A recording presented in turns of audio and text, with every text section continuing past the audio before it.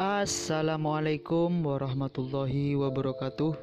Welcome to Hyuyin Channel. Seperti biasa, Mimin akan menceritakan kisah kepahlawanan Chu Xingyun dalam anime Spirit Sword Sofrek. Selamat menyaksikan. Setelah pesta makan malam, Zhu Hengyu tidak kembali ke medan perang yang runtuh. Sampai sekarang, berbagai altar di dunia bawah tanah tidak lagi dapat memadatkan aura kekacauan dan kristal kekacauan. Untuk memurnikan 3 jarum emas pemusnah, yaitu angan-angan gada emas, Zhu Hengyu telah mencabut 72 pembuluh darah. Dalam miliaran tahun ke depan, kristal yang kacau tidak akan memadat di sini. Adapun udara kekacauan, meskipun masih banyak caoski di 72 urat tanah, jika Anda terus mengekstraknya. Setelah urat tanah benar-benar kering, itu menghilang. Setelah urat tanah habis, saya khawatir seluruh dunia bawah tanah akan hancur. Untuk melestarikan dunia bawah tanah, Zhu Hengyu sama sekali tidak akan berani mengekstraksi energi dari urat bumi dalam miliaran tahun mendatang. Lewat sini, seluruh dunia bawah tanah untuk Zhu Hengyu. Satu-satunya fungsi adalah menyediakan logam dalam jumlah besar untuk dunia Suantian. Digunakan untuk membentuk dan memperkuat bintang di dunia Suantian. Adapun jumlah bintang di dunia Suantian, tidak bisa lagi ditambah. Jika itu meningkat lebih jauh, tidak cukup hanya mengandalkan sumber kekacauan peringkat keempat untuk menyediakan energi yang cukup untuk dunia langit yang mendalam. Begitu energi tidak dapat memenuhi kebutuhan, dunia misterius akan layu dan bahkan runtuh. Bagi Zhu Hengyu, prioritas utama adalah merekrut sejumlah besar penambang Chuanshan. Hanya cukup penambang dari suku Chuanshan yang direkrut. Zhu Hengyu dapat menggali biji langka di dunia bawah tanah. Setelah melebur biji langka, mereka bisa dilebur ke dunia misterius. Bintang-bintang digunakan untuk memadatkan dunia misterius, langit dan bintang. Pada hari ketiga setelah makan malam, Zhu Hengyu mulai memeriksa selusin toko di kota Yundian. Lihat lebih dekat, Zhu Hengyu terkejut menemukan industri yang ditinggalkan Jintai sangat mengesankan. Selain puluhan toko yang tersebar di seluruh kota, hal yang paling penting adalah sebenarnya banyak yang harus dilakukan tentang tembok yang mengelilingi kastil. Jika Anda merobohkan tembok, jika Anda membangun pagar menjadi toko, kemudian, di sekitar kastil sepanjang 3000 meter itu, cukup untuk membangun 300 toko besar. Lokasi kastil tua adalah area inti kota Yunding. Tanah di sini tidak bisa digambarkan dengan 1 inci emas pun.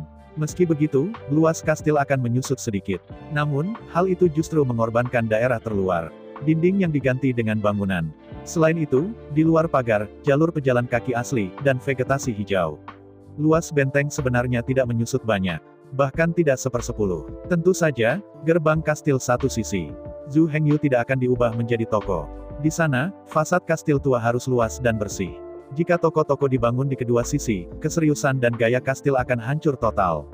Tapi, tidak ada masalah seperti itu di sisi kiri dan kanan kastil, dan di belakangnya.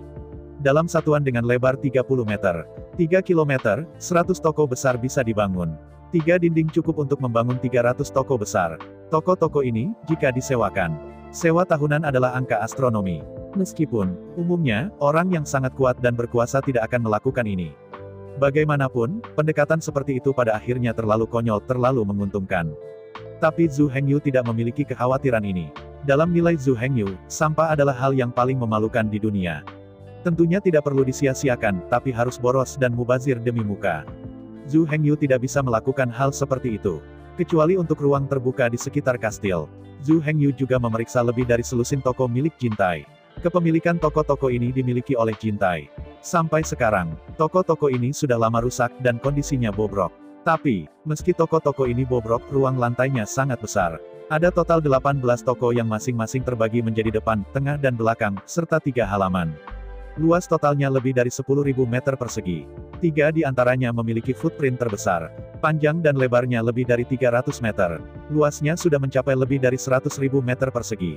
Setelah memeriksa sepanjang jalan, Zhu Hengyu tidak bisa menahan perasaan sangat puas. Rencana selanjutnya akhirnya masuk dalam agenda. Dalam 3 bulan ke depan, Zhu Hengyu mengambil kembali ke 18 toko itu. Tidak hanya itu, Zhu Hengyu juga mengeluarkan harga tinggi untuk memperoleh lebih dari 40 toko dari orang lain. Selain itu, 18 toko tersebut awalnya milik Jintai. Di seluruh kota Yunding, Zhu Hengyu memiliki 60 toko. Setelah membeli 60 toko, Zhu Hengyu bergegas ke Kementerian Pemerintah dan secara resmi mendirikan Jintai Real Estate. Jintai Real Estate akan membangun sejumlah besar bangunan dalam lingkup kota Yunding dalam 100 tahun ke depan. Yang pertama adalah 300 bangunan besar di sekitar kastil. Kedua, ada 60 toko yang tersebar merata di seluruh kota Yunding. Secara keseluruhan, ada total 360 properti. Setelah tujuan ini tercapai, kemudian, Jintai Real Estate, yang menampung 360 set real estate, akan menjadi perusahaan super real estate. Setelah Jintai Real Estate didirikan, Zhu Hengyu merekrut pengrajin Chuanshan untuk pertama kalinya. Meskipun, Jintai Real Estate sebenarnya dapat menyewa tim konstruksi lain untuk membangun properti ini. Namun, karena bukan tim konstruksi sendiri, tidak bisa mengontrol biaya sama sekali, dan tidak bisa menjamin kualitas. Kedua, Zhu Hengyu mendirikan Jintai Real Estate bukan untuk menghasilkan uang. Jika Anda ingin menghasilkan uang, kemudian Zhu Hengyu bergegas kembali ke medan perang yang runtuh untuk melakukan sesuatu, bukankah itu semua keuntungan harian? Zhu Hengyu mendirikan Jintai Real Estate untuk merekrut penambang Chuanshan. Orang Chuanshan adalah ras yang paling cocok menjadi pekerja konstruksi. Pengrajin dari suku Chuanshan sangat kuat dan pertahanan mereka dilebih-lebihkan. Blok besar bahan bangunan dapat dipindahkan tanpa bantuan mesin apapun, tetapi dengan tenaga manusia saja. Pertahanan seluruh tubuh, bahkan jika secara tidak sengaja jatuh dari ketinggian, pada dasarnya hanya terluka. Tentu saja, kelompok etnis Chuanshan jelas bukan ras yang paling cocok untuk pekerja konstruksi. Tapi, untuk satu hal orang Chuanshan adalah tenaga kerja termurah dan termurah. Kedua, orang Chuanshan adalah orang yang paling jujur dan jujur, pekerja keras, dan paling dikelola. Ketiga, Zhu Hengyu merekrut mereka, sebenarnya bukan menjadi pekerja konstruksi. Sebaliknya, pergi ke dunia bawah tanah untuk menambang dan mengangkut biji logam. Karena itu, setelah Zhu Hengyu mendirikan Jintai Real Estate, sesegera mungkin, pengrajin etnis Chuanshan direkrut. Meski gaji yang ditawarkan tidak tinggi, namun pasti tidak rendah, bisa dikatakan sebagai harga pasar biasa. Jintai Real Estate, Zhu Hengyu tidak memiliki banyak energi untuk mengelolanya sendiri. Oleh karena itu, Zhu Hengyu mengeluarkan Li Yun dari kastil dan membiarkannya melayani sebagai Perdana Menteri Jintai Real Estate. Menghadapi hal yang begitu baik, Li Yun sangat bahagia. Yang paling membuat Li Yun bahagia adalah, Jintai berjanji padanya, gajinya tetap, yaitu jutaan dolar setahun. Namun, bonus Li Yun mengambang. Menurut kinerja, bonus akhir tahun akan berfluktuasi naik turun. Jika dia bekerja cukup keras dan nilainya cukup baik. Kemudian, bonus akhir tahunnya akan mencapai puluhan juta, bahkan ratusan juta. Dan standar kinerja, itu untuk melihat apakah dia dapat merekrut cukup banyak pengrajin elit dari suku Chuanshan dalam waktu singkat. Gaji Li Yun dijamin dengan gaji tahunan 1 juta. Atas dasar, setiap kali 1000 pengrajin elit dari kelompok etnis Chuanshan direkrut, bonus akhir tahun akan berlipat ganda berdasarkan gaji tahunannya. Jika Anda merekrut 10.000 pengrajin Chuanshan, bonus akhir tahun akan menjadi 10 juta. Jika Anda merekrut 100.000 pengrajin Chuanshan, gaji tahunan Anda akan menjadi 100 juta. Tentu saja, semua ini juga diperlukan. Persyaratan, total 3 poin. Poin pertama, pengrajin Chuanshan yang direkrut haruslah elit di antara pengrajin. Orang-orang biasa itu, kantong anggur dan kantong beras tidak dihitung. Bahkan jika direkrut, itu tidak akan dihitung. Poin kedua, proses perekrutan harus dilakukan secara rahasia, dan pasukan utama tidak boleh waspada. Apakah itu kekuatan utama atau kamar dagang utama? Tidak ada yang dapat membangkitkan permusuhan, atau bahkan konfrontasi. Poin ketiga, pengrajin yang direkrut harus bisa bekerja di luar selama bertahun-tahun tanpa rasa khawatir. Jika ada kekhawatiran, Li Yun juga harus membantu mereka menyelesaikan kekhawatiran mereka. Dalam kasus memastikan 3 poin di atas, Li Yun meminta sesuatu, Zhu Hengyu memberikannya. Li Yun meminta uang, Zhu Hengyu memberikannya. Jika Anda menginginkan orang, Anda hanya bisa mengandalkan dia untuk merekrut orang. Untuk saat ini, Zhu Hengyu menginvestasikan 300 miliar di real estate Thailand pada satu waktu. Li Yun bisa membelanjakan uangnya sesuka hati dan menggunakannya sesuka hati. Selama bukan korupsi, tidak ada pantangan. Saya mendengar kata-kata Zhu Hengyu. Li Yun sangat senang. Tapi, apakah ini terlalu dibesar-besarkan? Berlebihan, sedikit tidak nyata. Melihat Zhu Hengyu dengan penuh semangat, Li Yun berkata, "Yang mulia Kaisar Iblis, apakah tugasmu terlalu sederhana? Apakah hadiah yang diberikan terlalu banyak?" Melihat Li Yun dengan curiga, Zhu Hengyu berkata, "Kenapa, menurutmu itu sederhana?" Melihat Zhu Hengyu dengan mata cerah, Li Yun berkata, "Di kota-kota besar di sekitar kota Yunding, ada banyak tim konstruksi Chuanshan. Kami sebenarnya tidak perlu merekrut dari luar. Habiskan saja uang secara langsung untuk membeli tim konstruksi ini. Mengakuisisi tim konstruksi ini dan menggabungkannya ke dalam Jintai Real Estate. Kemudian, semua pengrajin yang tidak memenuhi syarat itu tersingkir. Sisanya bukankah semua pengrajin elit berkualitas?" Mendengar apa yang dikatakan Li Yun, Zhu Hengyu tiba-tiba tercengang. Iya, jika hanya untuk memperoleh tim konstruksi lainnya. Tidak peduli siapa itu, tidak ada alasan untuk melawannya. Akuisisi dan merger dan akuisisi semacam itu tidak lain adalah operasi bisnis yang paling normal. Zhu Hengyu mengangguk dan berkata kepada Li Yun, "Ya, metode ini sangat bagus." Setelah mendengar kata-kata Zhu Hengyu, Li Yun melanjutkan, "Jadi tindakan hadiah dan hukumanmu harus diubah. Kalau tidak, bonus ini terlalu bagus untuk didapat. Saya tidak berani mengatakan bahwa itu 100 juta setahun. Ini sangat mudah. Selama Anda membeli 10 tim konstruksi besar, pada dasarnya Anda bisa mendapatkan bonus akhir tahun sebesar 100 juta. Zhu Hengyu tiba-tiba tertawa. "Memang, seperti yang dikatakan Li Yun, ini terlalu sederhana. Saya ingin masuk Li Yun." Zhu Hengyu dapat melakukan hal sesederhana itu sendirian. Tidak lebih dari setahun. Selama ada uang, selama Anda mampu membeli dengan harga tinggi. Memperoleh 10 tim konstruksi besar, Anda bisa mendapatkan bonus akhir tahun sebesar 100 juta. Namun, bagi Zhu Hengyu, itu sangat berbeda. Ingin menyelesaikan 10 akuisisi ini, itu harus bolak-balik antara tim konstruksi utama setiap hari. Setiap hari, ada pertemuan tanpa akhir. Setiap hari, ada kalimat yang tidak ada habisnya. Bahkan jika negosiasi sudah selesai. Namun, kekhawatiran para pengrajin tersebut juga perlu diselesaikan. Jika kekhawatiran para pengrajin tidak diselesaikan, itu tidak akan dihitung. Karena itu, meskipun Zhu Hengyu dapat melakukan semua itu sendiri, Zhu Hengyu juga yakin bahwa dia dapat menyelesaikan 10 akuisisi ini dalam 1 tahun. Dan selesaikan penyerahannya. Tapi masalahnya sekarang adalah, bonus Zhu Hengyu mencapai 100 juta. 100 juta di sini mengacu pada 5 elemen uang, bukan kristalisasi kekacauan. Dengan waktu tahun ini, apa yang dapat dilakukan Zhu Hengyu yang tidak lebih hemat biaya daripada melakukan ini? Terus terang, 5 elemen uang dan voucher Zhu Hengyu dari kota Qingqiu terlalu banyak untuk dibelanjakan. Untuk Zhu Hengyu, selama kita bisa merekrut cukup pengrajin elit dari suku Chuanshan secepat mungkin. Bagaimana dengan bonus 100 juta? Tidak peduli berapa banyak bonus, Zhu Hengyu tidak akan cemberut. Setelah memikirkannya, Zhu Hengyu tersenyum dan menatap Li Yun. Hingga saat ini, Zhu Hengyu sebenarnya memiliki banyak orang. Tapi orang-orang itu semua di bawah komando Zhu Hengyu. Mereka semua telah muncul, dan mereka semua dikenal dunia luar. Jika mereka dipindahkan untuk bekerja di Jintai, bukankah sudah jelas untuk memberitahu semua orang bahwa Jintai digantikan oleh Zhu Hengyu? Karena itu, semua bawahan Zhu Hengyu tidak dapat digunakan. Sekarang, di kota Yunding ini, satu-satunya hal yang dapat digunakan adalah Li Yun ini. Apalagi, gaji tinggi dan penghargaan yang diberikan Zhu Hengyu kepada Li Yun bukan hanya untuk menunjukkan bahwa dia kaya dan musuh, menghabiskan uang seperti kotoran, dan menyelamatkan uang dari keadilan. Antara berpikir, Zhu Hengyu tersenyum dan berkata, "Karena saya telah membuat janji, saya tidak akan berubah. Kamu harus memiliki kemampuan. Kamu merekrut 1 juta pengrajin Chuanshan setahun, dan aku juga akan memberimu bonus seperti yang dijanjikan." Mendesis. Mendengar kata-kata Zhu Hengyu, Li Yun tiba-tiba tersentak. Berlebihan, itu terlalu dibesar-besarkan. Tapi pikirkan baik-baik. Kaisar Iblis rumah mereka menggunakan Chaos Spirit Jade sebagai master bahan dekorasi. 100 gerobak emas murni yang kacau balau dirampas oleh leluhur keluarga Jin Xianer. Kaisar Iblis mereka tidak menganggapnya serius. Apa yang harus diambil? Perlakukan saja itu sebagai hadiah untuk Anda, berteman saja. Betapa mulianya. Sebaliknya, bonusnya tidak seberapa. Ketakutan, dia tidak memiliki kemampuan untuk menghasilkan uang. Tidak perlu khawatir, tuan keluarga mereka akan patah hati dengan uang kecil ini. Itu tidak baik. Dengan santai memotong ubin lantai dari kastil dan menjualnya. Harganya tidak sebanding dengan bonusnya. Menepuk bahu Li Yun, Zhu Hengyu tersenyum dan berkata, "Cepat lakukan.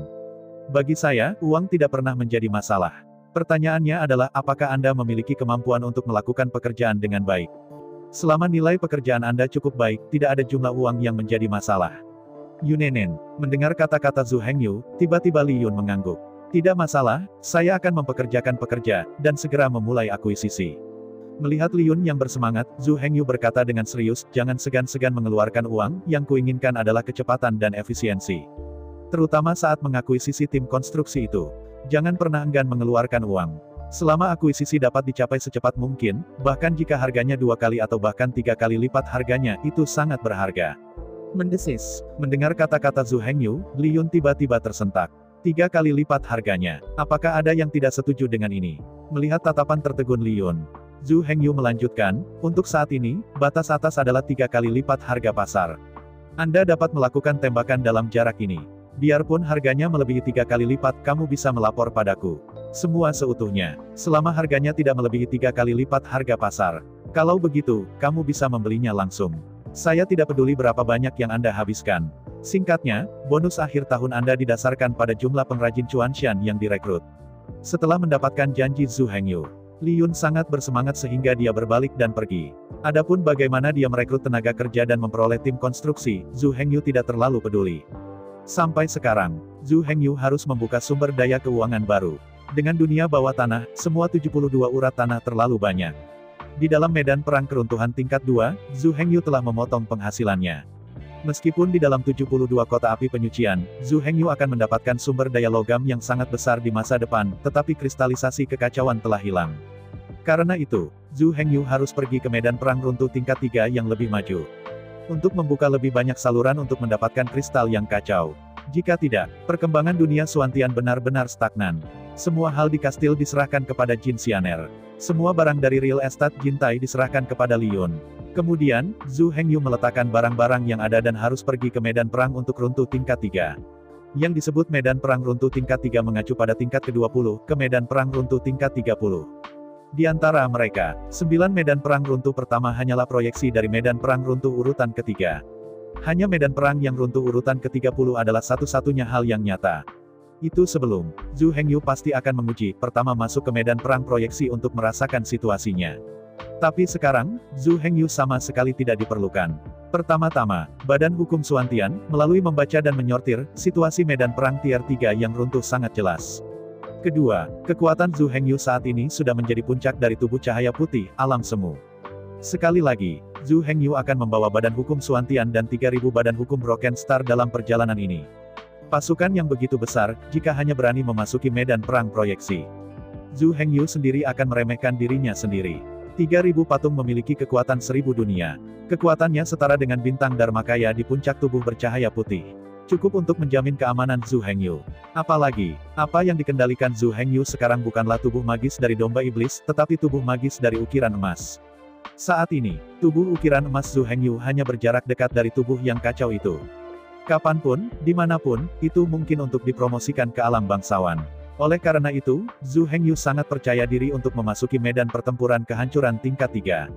Apalagi, bagaimana Jin Xianer terus mendekorasi kastil. Apalagi, bagaimana Li Yun berusaha sekuat tenaga untuk mendapatkan tim konstruksi Chuanshan dengan panik. Sisi ini, Zhu Hengyu memasuki medan perang keruntuhan dan bergegas ke area penyimpanan kota kuno api penyucian. Sepanjang jalan untuk menemukan Badan Hukum Suantian. Badan Dharma Suantian tidak tahu mengapa itu telah berubah menjadi jam hitam kuno dengan ketinggian 3.000 meter. Lonceng dangdang bergema tanpa henti. Tiba-tiba untuk beberapa saat, Zhu Hengyu tidak berani mengabaikan dan memasuki dunia Suantian untuk pertama kalinya. Melihat sekeliling, di dunia Suantian, tepat di atas Chaos Vortex, di area inti langit dan bintang, Gunung Giok setinggi 3.000 meter bergetar-gemetar di bawah guntur dan api. Melihat sekeliling, di dalam pusaran besar yang kacau, udara hitam yang kacau meledak terus-menerus menjelajahi Gunung Batu Giok. Bintang-bintang di langit membentuk serangkaian bintang, jatuh di Gunung Giok. Pada waktu bersamaan, satu demi satu petir, terus-menerus mengebor keluar dari pusaran yang kacau. Gemuruh, hantaman di atas Gunung Giok. Gunung Giok ini tidak lain. Itu adalah gunung yang dibentuk oleh giok roh kacau yang kental. Giok roh chaos sangat jarang. Di seluruh area penyimpanan, bahkan ada 3 gunung emas murni yang kacau balau. Tapi ini adalah satu-satunya gunung dari Chaos Spirit Jade. Ini menunjukkan bahwa kelangkaannya telah menjadi asli. Badan Hukum Zhu Hengyu dan Suantian berencana untuk menyempurnakannya menjadi senjata sihir pertahanan. Karena itu, sebelum Zhu Hengyu pergi, Badan Hukum Suantian membawa Gunung Giok ke dunia Suantian untuk dimurnikan. Tapi tidak pernah terpikir, sampai Zhu Hengyu menyelesaikan semuanya dan bergegas kembali. Pemurnian belum selesai. Melihatnya, Gunung Giok, memancarkan kilau cerah, benar-benar menolak semua metode pemurnian Badan Hukum Suantian. Sudah berapa lama ini? Seluruh gunung begitu, bahkan tanpa jejak goresan. Di antara pikiran, Zhu Hengyu berkata dengan keras, jangan sia-siakan seperti ini, pindah ke lantai 18 kota kuno neraka, masuki tungku api penyucian, dan sempurnakan dia. Mendengar kata-kata Zhu Hengyu, Badan Hukum Suantian hanya berpikir sebentar, lalu setuju. Saat berikutnya, jam kuno hitam, yang tingginya lebih dari 3.000 meter, menyusut dengan cepat dan menjadi hanya seukuran kepalan tangan. Kemudian, jam kuno hitam seukuran kepalan tangan bergegas ke tengah area gudang. Sana, ada saluran merah tua dengan diameter 3 km. Jalan ini mengarah langsung ke lantai 18 di bawah tanah. Lantai 18 kota kuno api penyucian juga merupakan tempat tungku api penyucian berada. Hah! Dengan suara siulan, jam hitam kuno itu melesat ke lorong merah tua. Sepanjang jalan dengan tergesa-gesa, dengan cepat mencapai bagian paling dalam dari tungku api penyucian. Melihat sekeliling, itu adalah mata merah putih api. Api penyucian yang menyala-nyala menyembur dari jantung bumi. Saat berikutnya, di bawah kendali Badan Hukum Suantian, jam kuno hitam naik tertiup angin. Segera itu berkembang menjadi jam kuno raksasa setinggi 3000 kaki. Api-api penyucian yang sebenarnya yang dikeluarkan dari pusat tungku api penyucian benar-benar diserap oleh jam hitam kuno. Mengikuti mata pusaran-pusaran yang kacau, dia masuk ke dunia misterius. Hah, Di dalam dunia Suantian, di bawah tatapan Zhu Hengyu, pilar api penyucian yang menembus langit dan bumi, menderu dari tanah, menyembur ke Gunung Giok. Lewat sini, udara yang kacau dari pusaran yang kacau, dan kekuatan perampok petir yang terkandung dalam pusaran kekacauan, bekerja sama dengan kekuatan langit dan bintang di dunia Suantian, dan kekuatan surga di dunia Suantian. Terakhir, tambahkan kekuatan api-api penyucian ini. Beberapa gaya bergabung bersama, semua jatuh di Gunung Giok. Api-api penyucian yang sesungguhnya ini adalah nyala api yang terkondensasi dari runtuhnya medan perang. Jauh dari sebanding dengan kekuatan dunia Suantian. Karena itu, setelah bergabung dengan Purgatory Real Fire, seluruh Gunung Giok akhirnya tidak bisa menahannya lagi. Perlahan, seluruh Gunung Giok mulai memerah. Waktu berlalu, seluruh Gunung Giok terus-menerus tersapu oleh kekacauan. Menderita dampak kekuatan bintang, menderita api-api penyucian yang nyata. Dengan semua kekuatan yang bekerja bersama, seluruh Gunung Giok menjadi semakin merah. Nanti yang merah itu seperti sebatang besi yang sudah dibakar merah. Tapi, meskipun seluruh gunung terbakar merah, tidak ada tanda-tanda pelunakan. Bentuk keseluruhan tidak berubah sama sekali. Akhirnya, 99 dan 81 hari berlalu. Seluruh Gunung Giok begitu merah dan putih sehingga bersinar putih. Bergantung dengan bangga di udara Suantian World. Sekilas terlihat seperti matahari merah. Cahaya yang menyilaukan membuat orang takut untuk melihatnya. Pada waktu bersamaan, di Gunung Batu Giok, fluktuasi energi yang hebat mulai menyebar. Energi yang menakutkan berosilasi dengan keras di dalam Gunung Giok. Tidak baik, rasakan fluktuasi energi di Gunung Giok yang bisa menghancurkan segalanya. Tiba-tiba, Badan Hukum Zhu Hengyu dan Suantian merasa tidak enak pada saat bersamaan. Berani tidak mengabaikan, Zhu Hengyu dan Badan Hukum Suantian bergandengan tangan. Pada saat yang sama, dia mengerahkan kekuatannya untuk mengirim Gunung Giok keluar dari dunia Suantian. Lemparkan ke dalam pusaran mata pusaran lava di bawah. Pada waktu bersamaan, Badan Hukum Suantian mendesak jam hitam kuno dan melompat keluar dengan kecepatan penuh. Kemudian, di saat berikutnya, raungan menggelegar, bang, kapan? Dalam raungan sengit, Zhu Hengyu menoleh untuk melihat. Gunung Giok setinggi 3000 meter itu meledak menjadi ratusan keping dalam sekejap. Gelombang kejut yang mengamuk menyapu ke segala arah. Dihadapkan pada gelombang kejut yang menakutkan, Zhu Hengyu tidak bisa menahan senyum diam-diam. Ledakan ini mungkin menyebabkan kerusakan yang tak terhitung pada seluruh kota kuno api penyucian. Tapi siapa yang bisa memikirkannya? Gunung Giok itu sangat sulit. Tidak bisa, palu itu tidak buruk. Aku tidak bisa, buang begitu saja harta karun di sana, bukan? Melihat gelombang kejut yang mengamuk itu akan menyapu segalanya dan menghancurkan segalanya. Saat berikutnya, di atas tembok 18 lapisan api penyucian. Satu demi satu, pola sihir ungu merah menyala. Ribuan pola ajaib ungu merah terjalin menjadi jaringan besar. Semua gelombang kejut yang dihasilkan oleh ledakan semuanya terperangkap di jaring. Ini, lihat adegan ini. Zhu Hengyu tidak bisa membantu tetapi matanya membelalak. Jelas, jaring raksasa ini adalah diri masa depan, yang secara khusus disempurnakan untuk melindungi kota kuno api penyucian, dan melindungi pola ajaib api penyucian 18 lapis. Aku hanya tidak tahu apakah jaring tenunan ajaib raksasa ini dapat menangkap gelombang kejut yang mengamuk ini. Zhu Hengyu memikirkan tentang gelombang kejut yang mengamuk dengan keras terhadap jaring pola sihir raksasa, mengamuk sepanjang jalan. Ditarik oleh kekuatan besar, jaring raksasa berpola ajaib juga diangkat dan berubah bentuk. Selain itu, pola ajaib yang dijalin menjadi jaring raksasa ditarik lebih panjang dan lebih tipis. Zhu Hengyu tahu, setelah garis ajaib direntangkan secara ekstrim, garis itu akan putus sepenuhnya. Begitu, kemudian gelombang kejut destruktif yang kehilangan pengekangannya akan sepenuhnya menghancurkan 18 lapisan api penyucian. Bahkan kota kuno api penyucian di atas akan mengalami dampak yang menghancurkan. Terbang kembali, sementara Zhu Hengyu asyik mengamati jaring raksasa dan gelombang teror yang menyelimuti jaring raksasa itu. Lapisan, 2 lantai, 3 lapisan, akhirnya, melalui 18 tingkat api penyucian sepanjang jalan. Akhirnya, gelombang kejut yang mengamuk akhirnya mencapai batasnya. Di bawah pengekangan jaring raksasa, pemulihan dimulai dengan perlahan. Perhatikan baik-baik pola sihir raksasa. Pada saat ini, garis jaring raksasa pola ajaib telah ditarik, hanya setebal rambut. Jika gelombang kejut ini berlangsung lebih lama, jaring pola ajaib raksasa ini akan meledak sepenuhnya. Sangat mengerikan. Jaring raksasa dengan pola ajaib ini digambar dengan tangan oleh leluhur iblis pada periode puncaknya. Dapat dilihat bahwa pasti ada harta karun di dalam Gunung Giok ini. Kalau tidak, bagaimana bisa begitu kuat? Kekuatan dunia Suantian saja sudah kira-kira sama dengan kekuatan seorang penguasa suci junior. Namun nyatanya, kekuatan dunia Suantian sama sekali tidak bisa menahan Gunung Giok ini. Berani tidak mengabaikan. Meskipun dia tahu bahwa berikut ini sangat berbahaya, Zhu Hengyu tetap mendesak Badan Hukum Suantian.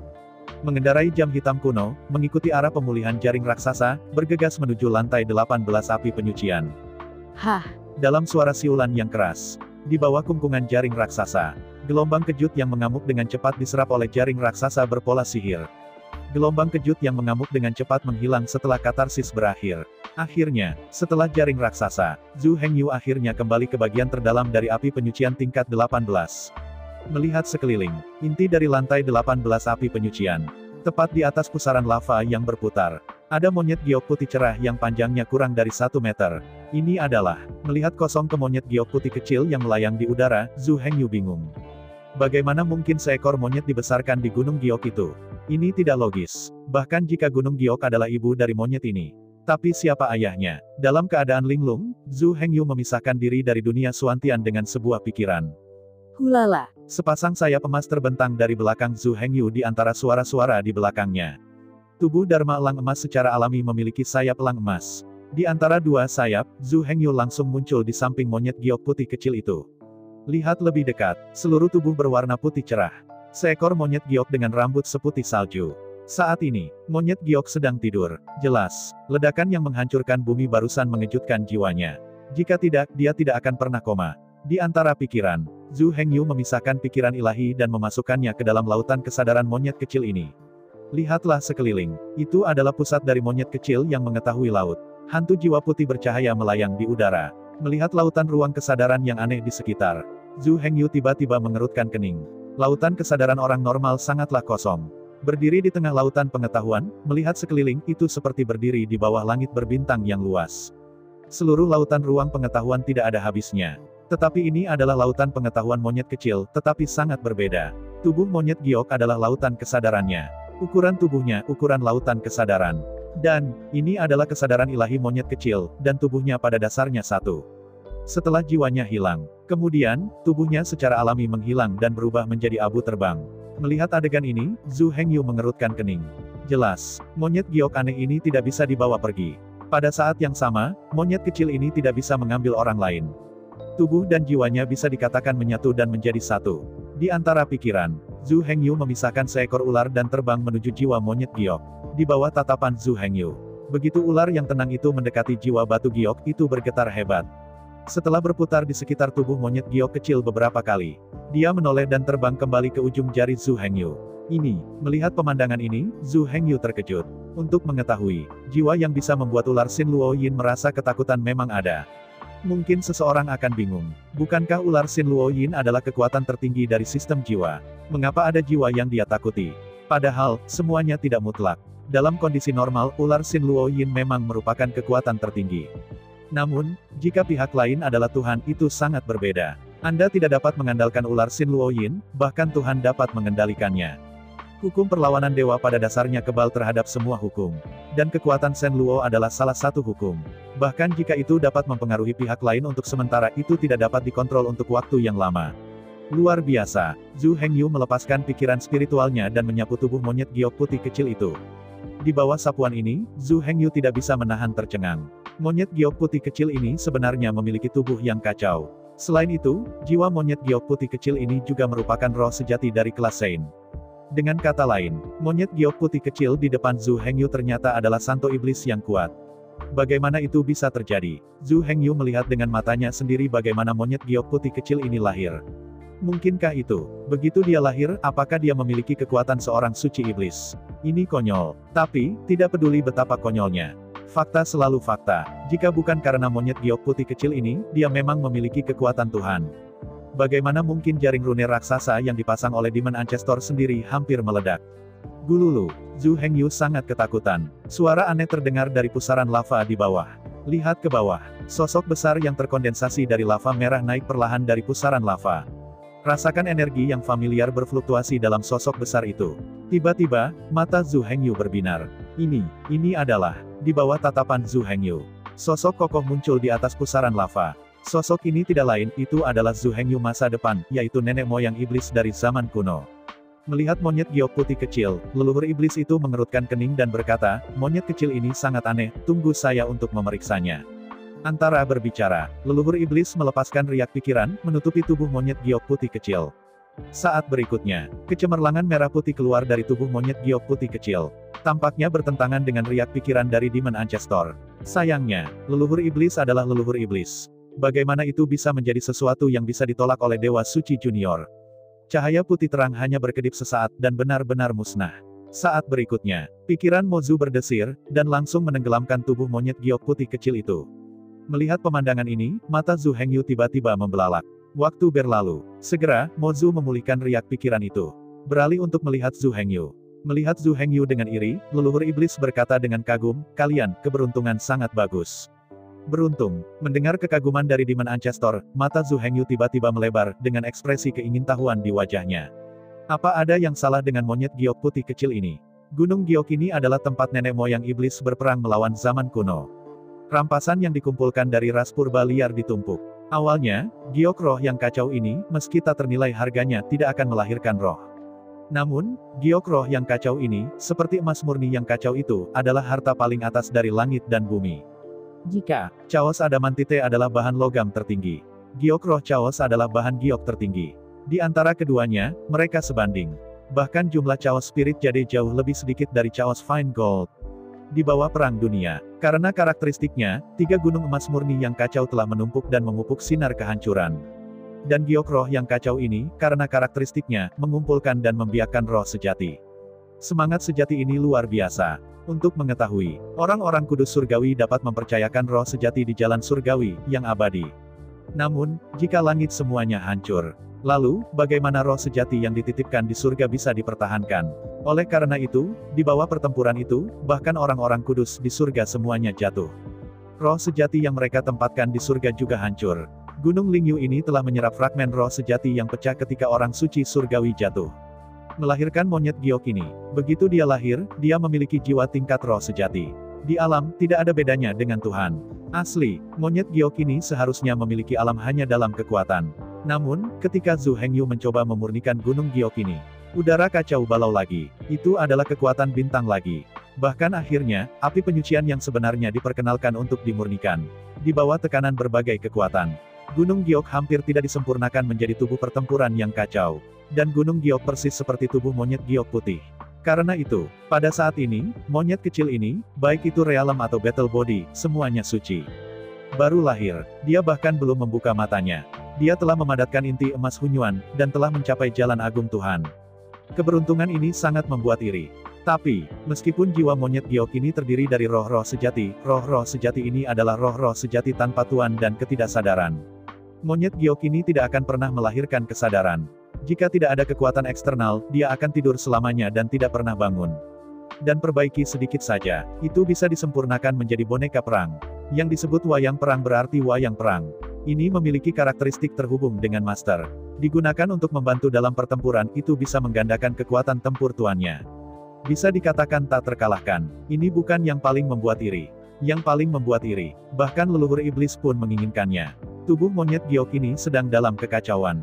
Di bawah kekuatan bintang, di api penyucian yang sesungguhnya, setelah terbakar selama 99 dan 81 hari. Tubuh pertempurannya telah ditempa menjadi tubuh pertempuran yang tidak bisa dihancurkan yang tidak rusak.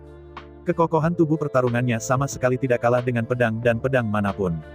Dan yang paling penting, bahkan jika seseorang menyebabkan kerusakan padanya, tetapi karena sifat kohesif dari Chaos Spirit Jade, bagian yang rusak juga akan cepat menebus bagian yang rusak tersebut. Bahkan dengan satu gerakan, bunuh dalam hitungan detik. Saat berikutnya, bubuk Chaos Spirit Jade akan cepat mengembun, sekali lagi memadatkan tubuh pertempuran monyet giok putih. Karena itu, monyet giok putih kecil ini jelas merupakan dewa perang yang tak terkalahkan di medan perang. Satu-satunya hal yang disayangkan adalah, monyet giok putih kecil ini berbeda dari keberadaan semua makhluk hidup. Oleh karena itu, tidak dapat direbut, dan tidak ada cara untuk memurnikannya menjadi Dharmakaya. Jika tidak memiliki tubuh Dharma monyet yang sakral sama dengan memiliki tubuh pertarungan yang kacau secara langsung dan mencapai posisi orang suci. Dengan bimbingan dan bantuan Mozu, Zhu Hengyu membudidayakan monyet giok putih kecil ke dalam tubuh Dharma Suantian. Ambil tubuh Suantian Dharma sebagai penghubung. Berbagi jiwa yang sama satu sama lain, dan terhubung satu sama lain. Anda tidak perlu berbicara, Anda tahu apa yang dipikirkan orang lain. Sekali dalam pertarungan sebenarnya, pasti akan ada efek 1 tambah 1 lebih besar dari 2. Mencicit. Saat berikutnya, ada panggilan yang jelas. Monyet giok putih kecil membuka matanya dengan ringan dan melihat sekeliling sebentar. Monyet giok putih kecil itu tiba-tiba melompat keluar dan jatuh di atas bahu Zhu Hengyu di udara. Monyet giok putih kecil ini memiliki panjang hampir 1 meter. Tidak terlalu kecil, meringkuk di bahu Zhu Hengyu, dia tidak bisa melihatnya dengan cara apapun. Namun, jangan lupa, monyet giok putih kecil ini memiliki pikiran yang sama dengan Zhu Hengyu. Dalam sekejap monyet giok putih kecil itu menyusut dengan cepat. Ia menjadi monyet mini dengan tinggi hanya 10 cm. Melihat kera kecil Lingyu yang lembut seperti kucing putih, Zhu Hengyu langsung tertawa bahagia. Dengan lembut mengulurkan tangannya, Zhu Hengyu memeluk monyet giok di pelukannya. Dengan lembut membelai rambut giok putihnya. Zhu Hengyu tersenyum dan berkata, kamu dikandung dari Lingyu. Anda harus menggunakan Lingzi Lingyu sebagai nama belakang Anda. Adapun namanya, kamu kelihatan pintar, lalu menelepon Ling Chong. Atau Ling Ming. Ling Chong. Mendengar kata-kata Zhu Hengyu, monyet giok putih kecil itu tiba-tiba mengangkat mulutnya. Apakah Ling Chong itu? Kenapa kedengarannya jelek sekali? Adapun Ling Ming. Yah, nama ini kedengarannya bagus. Cici. Dengan bersemangat, monyet giok putih kecil itu berteriak lagi dan lagi. Mulai sekarang, namanya jelas. Dengan lembut membelai monyet giok putih kecil itu, Zhu Hengyu menyelidiki situasinya dengan hati-hati. Meskipun monyet giok putih kecil ini memiliki hati dan pikiran yang sama dengan Zhu Hengyu, ia memiliki jiwa sejati, tetapi ia tidak dapat membangkitkan kesadaran. Sekarang Zhu Hengyu telah memberinya kesadaran untuk membuatnya hidup. Namun pada intinya, Ling Ming bukanlah tiruan Zhu Hengyu, melainkan eksistensi yang mirip dengan hewan peliharaan. Semua seutuhnya, monyet batu Ling Ming ini didasarkan pada kesadaran Zhu Hengyu dan dapat memiliki keberadaan pemikiran. Tapi, karena kesadarannya berawal dari Zhu Hengyu. Oleh karena itu, pemikirannya juga berpusat pada Zhu Hengyu. Untuk Zhu Hengyu, bagaimanapun juga, bagaimana mungkin kesadaran Zhu Hengyu melahirkan pemikiran yang tidak kondusif bagi Zhu Hengyu. Saya secara singkat mendeteksi monyet giok putih kecil di pelukannya. Zhu Hengyu dengan cepat mengangkat kepalanya dan menatap leluhur iblis. Di bawah tatapan Zhu Hengyu, leluhur iblis itu melayang di udara dengan senyuman di wajahnya. Meskipun dia tahu bahwa leluhur iblis di depannya adalah diri masa depan. Tapi saya tidak tahu kenapa. Zhu Hengyu selalu merasa bahwa mereka bukanlah satu, tetapi ada banyak penghalang. Melihat Zhu Hengyu mengerutkan kening dan berpikir. Leluhur iblis tersenyum dan berkata, jangan khawatir, sebenarnya, kamu adalah aku dan aku adalah kamu. Masa depan kamu tidak bisa menjadi aku yang sekarang, dan aku bukan masa depan kamu. Anda dan saya berada di garis lintang spasial yang berbeda. Tidak mungkin untuk tumpang tindih lagi. Mendengar kata-kata dari leluhur iblis, Zhu Hengyu tiba-tiba terkejut. Meski terdengar, kata-kata Mozu sepertinya sangat sulit dimengerti. Tapi nyatanya, Zhu Hengyu bisa mengerti.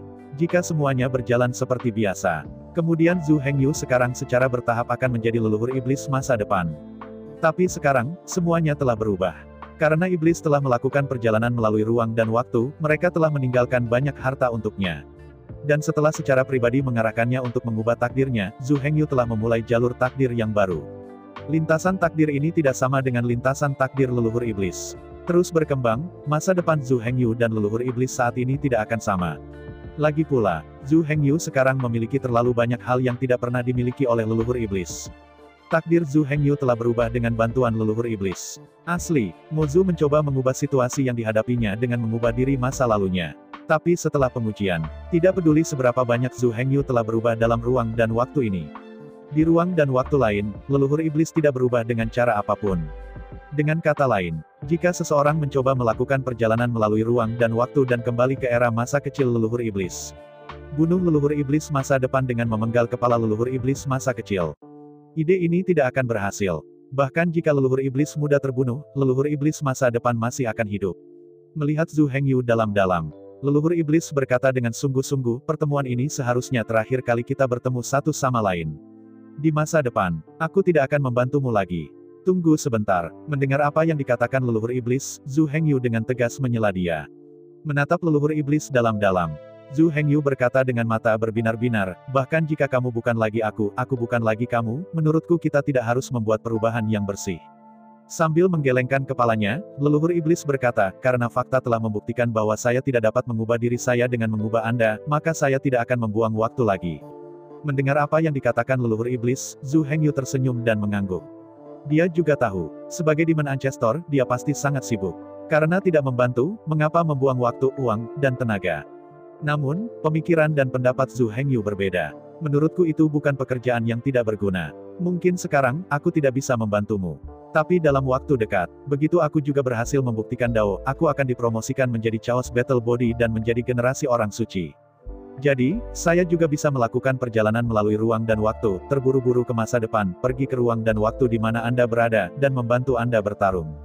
Ya memang, selama Zhu Hengyu bisa menjadi Tuhan. Nah, dengan telepati di antara keduanya, Zhu Hengyu harus mampu melakukan perjalanan melalui ruang dan waktu, terburu-buru ke waktu dan garis lintang di mana dia berada, dan membantunya bertarung. Lewat sini, kekuatan yang dimiliki oleh Zhu Hengyu. Apakah Anda tidak membantunya? Leluhur iblis sudah cukup untuk membunuh kuartet. Sekarang kedua leluhur iblis itu keluar bersama. Di dunia ini, siapa yang bisa bertarung? Memikirkan ini, Mozu tiba-tiba tertawa. Benar saja, saya dari masa lalu, ide Anda sangat konstruktif. Karena Anda ingin kami terus bekerja sama, saya tentu tidak akan menolak. Bagaimanapun juga kamu adalah aku, dan aku adalah kamu. Kita semua sangat mengenal satu sama lain. Ketika ada kebutuhan, kamu bisa menggunakan jiwamu sebagai panduan untuk memanggilku agar datang ke waktu dan ruangmu untuk membantumu bertarung. Namun, panggilan seperti itu akan menghabiskan terlalu banyak Anda. Jika itu kurang dari benar-benar diperlukan, kamu tetap tidak memanggilku sebagai orang baik. Jika tidak, jika Anda tidak berhati-hati, Anda akan kehilangan jiwa Anda dan mati. Yen, mengangguk, Zhu Hengyu berkata, tidak masalah, secara umum, ini bukan pilihan terakhir. Saya suka menyelesaikan kesulitan dengan kekuatan saya sendiri. Mengangguk, Mozu melanjutkan, jika Anda yakin untuk mempertahankan kontak kami saat ini. Kalau begitu, epi lubang hitam dan tubuh naga hitam yang kacau, kamu tidak perlu menggunakannya. Apa? Mendengar apa yang dikatakan leluhur iblis, Zhu Hengyu tidak bisa menahan diri untuk tidak tertegun. Melihat tatapan tertegun Zhu Hengyu, Mozu dengan sabar menjelaskannya. Di dalam lubang hitam epi, ada dunia langit dan bumi. Jika Zhu Hengyu juga mengasuh dan mengembangkan Fang Tiandi, maka mereka akan saling bertentangan. Setelah tubuh sejati Zhu Hengyu turun dalam ruang dan waktu di mana leluhur iblis berada, kedua sisi dunia akan saling bertentangan, berubah menjadi awan asap. Hal yang sama berlaku untuk tubuh naga hitam yang kacau. Begitu keduanya berada dalam ruang dan waktu yang sama. Ini seperti dua tingkat yin dan yang. Itu akan membatalkan satu sama lain dalam sekejap dan menghilang sepenuhnya. Mata Zhu Hengyu membelalak mendengar kata-kata Mozu. Dia sudah ingat. Kemudian, ketika dia melakukan perjalanan melalui kuburan kuno yang sepi ke benua kuno yang sepi. Memang, sekali menggunakan manik-manik zi terbuka, manik-manik tanah terbelah, manik-manik keberuntungan, dan manik-manik tak terbatas, mereka membuka dunia surga dan bumi. Di antara mereka, epi lubang hitam adalah pintu masuk ke langit dan bumi. Dan pedang suci cahaya putih adalah jalan keluar dari Fang Tiandi itu. Adapun tubuh pertempuran naga hitam yang kacau, itu juga tubuh pertempuran super yang dia kental sebelum meninggalkan benua kuno. Sekarang sepertinya, jika dia benar-benar ingin bekerja sama dengan leluhur iblis dari ruang dan waktu lain. Kemudian, baik epi lubang hitam maupun tubuh naga hitam yang kacau tidak dapat digunakan. Tentu saja, di garis lintang ruang dan waktu tempat Zhu Hengyu berada. Apakah itu tubuh pertempuran naga hitam yang kacau atau epi lubang hitam, Zhu Hengyu dapat menggunakannya sesuka hati. Hanya saja Anda tidak bisa membawa garis lintang ruang dan waktu di mana leluhur iblis berada. Mengerutkan kening, Zhu Hengyu membuka mulutnya dan berkata, apakah tubuh naga hitam yang kacau itu kuat? Menghadapi pertanyaan Zhu Hengyu, leluhur iblis tertawa bodoh. Melihat Zhu Hengyu dengan bangga, leluhur iblis dengan bangga berkata, sebelum datang ke sini, aku baru saja bertengkar. Lawannya adalah Zulong, Zhu Feng, Zhu Qilin, 3 leluhur besar bergabung. Setelah pertempuran sengit, aku tidak menang, dan mereka tidak kalah, jadi aku hanya bisa membungkamnya untuk sementara. Mendesis. Mendengar kata-kata dari Demon Ancestor, Zhu Hengyu tiba-tiba tersentak. Kekuatan satu orang, melawan 3 leluhur, bahkan mendekati imbang. Apakah ini kekuatan tubuh Chaos Black Dragon? Melihat hilangnya kesadaran Zhu Hengyu, leluhur iblis membuka mulutnya dan berkata, jika Anda yakin untuk tetap berhubungan dengan saya sarankan agar Anda tidak membuang waktu dan energi sama sekali pada epi lubang hitam dan tubuh naga hitam yang kacau. Bagaimanapun, tidak peduli level apa Anda memperbaiki kedua harta karun ini. Mereka tidak bisa mengambil waktu dan ruang di mana leluhur iblis berada. Lewat sini, lalu mengapa leluhur iblis membuang begitu banyak waktu dan energi untuk membantu Zhu Hengyu di ruang dan waktu ini? Mendengarkan kata-kata Mozu, sambil berpikir, Zhu Hengyu menunjuk ke jam hitam kuno di belakangnya, dan berkata kepada leluhur iblis, jam hitam kuno ini tidak berguna bagimu. Jam kuno hitam. Mendengar kata-kata Zhu Hengyu, leluhur iblis tiba-tiba menunjukkan ekspresi sedih. Menghela nafas dan menggelengkan kepalanya. Leluhur iblis berkata dengan getir, sayang sekali bahwa jam hitam kuno saya secara otomatis hancur, dan saya telah kehilangannya selamanya. Jika Anda menganggapnya sebagai inti, sama sekali tidak ada konflik dengan saya. Lagi pula, dalam waktu dan ruang tempat saya berada tidak ada lagi jam hitam kuno ini. Apakah diledakkan? Zhu Hengyu mengerutkan kening mendengar kata-kata Mozu. Saya ucapkan banyak terima kasih kepada teman-teman yang telah menonton video yang saya tampilkan. Untuk video selanjutnya bisa standby di channel ini.